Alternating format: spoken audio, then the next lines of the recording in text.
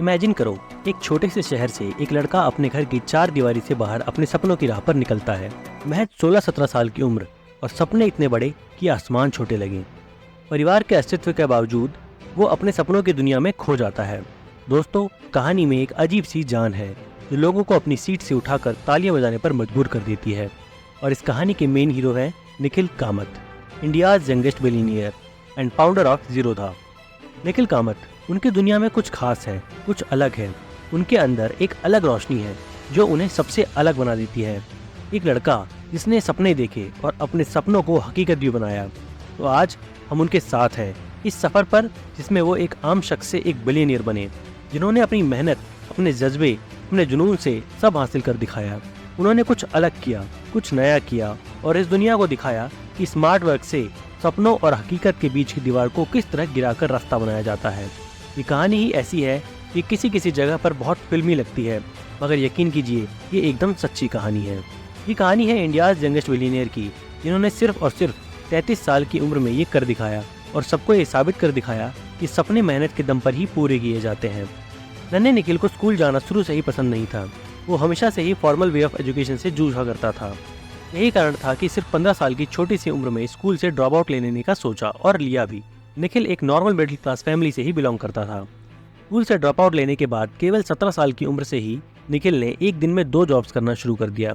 वो रात में कॉल सेंटर की जॉब किया करता था और उसी दौरान निखिल को ट्रेडिंग के बारे में भी पता चला था। तो निखिल ने खुद को ट्रेडिंग सिखाई और दिन में वो फुल टाइम ऑप्शन ट्रेडिंग भी किया करने लगा। निखिल का अपने स्कूल से ही ये मानना था कि most things are learned well when you do them versus when you read about them.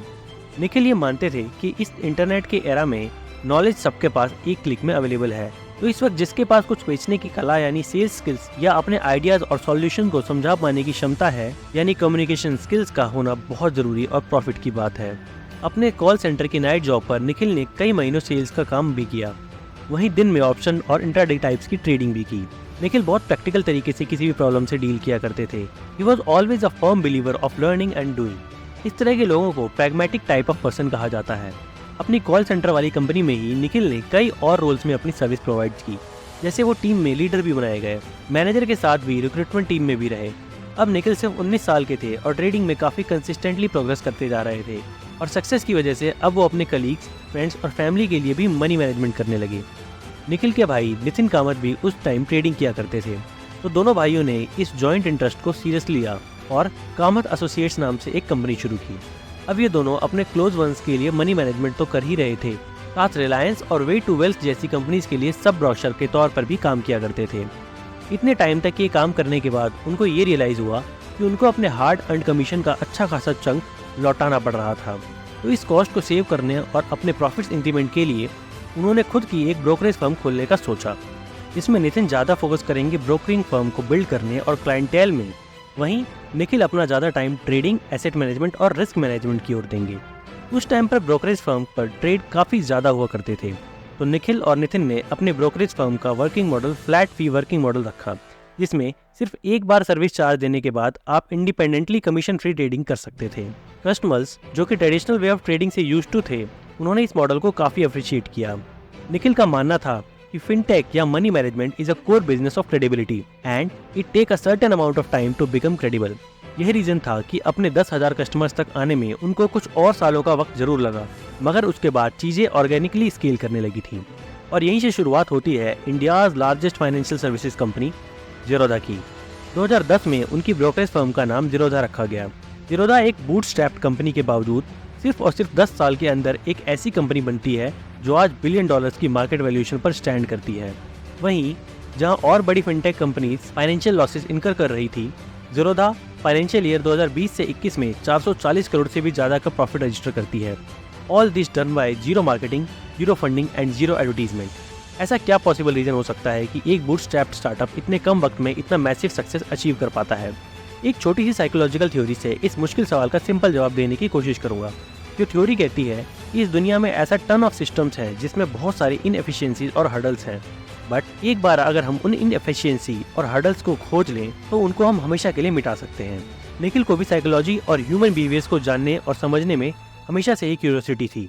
अपने ट्रेडिंग करियर की सक्सेस में भी वो इसका बहुत बड़ा इन्वॉल्वमेंट मानते हैं। वो समझते थे कि ठीक इसी तरह अगर एक एंटरप्रेन्योर भी अपना स्टार्टअप से इनएफिशिएंसीज को कम करता है या कॉमन पीपल के लिए हर्डल्स को कम करता है, he or she will bring a revolution through that startup and it will bring a irreversible paradigm shift in this behavior of consumers। और अगर ऐसा होता है वो 3 तरह की सुपर पावर्स भी अचीव कर लेगा, जो है first high consumer tolerance, second unique brand proposition which is called word of mouth, और थर्ड अ इररिवर्सिबल शिफ्ट। इसका एक जीता जागता एग्जाम्पल जीरोधा है और इससे भी बड़ा एग्जाम्पल है व्हाट्सएप। व्हाट्सएप से पहले टेक्सटिंग एक बहुत ही कॉस्टली प्रोसीजर होता था।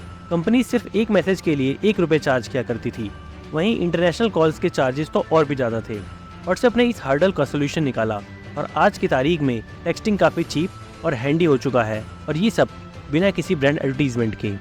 निखिल ने भी इन्वेस्टर्स और लोगों के बीच 3 मेजर हर्डल्स को रिकॉग्नाइज किया, जो कि थे lack of awareness and knowledge about the stock market and trading, और दूसरा था ब्रोकरेज फीस का बहुत ज़्यादा होना, यानी असाधारण रूप से भी महंगी फीस लेना, और थर्ड और most important was the whole process.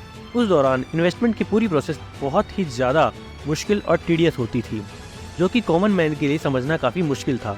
और इन्हीं 3 प्रॉब्लम्स को टैकल करने के लिए जीरोधा 3 स्मार्ट सॉल्यूशंस को लेकर आता है, जो कि असल में गेम चेंजिंग साबित हुए।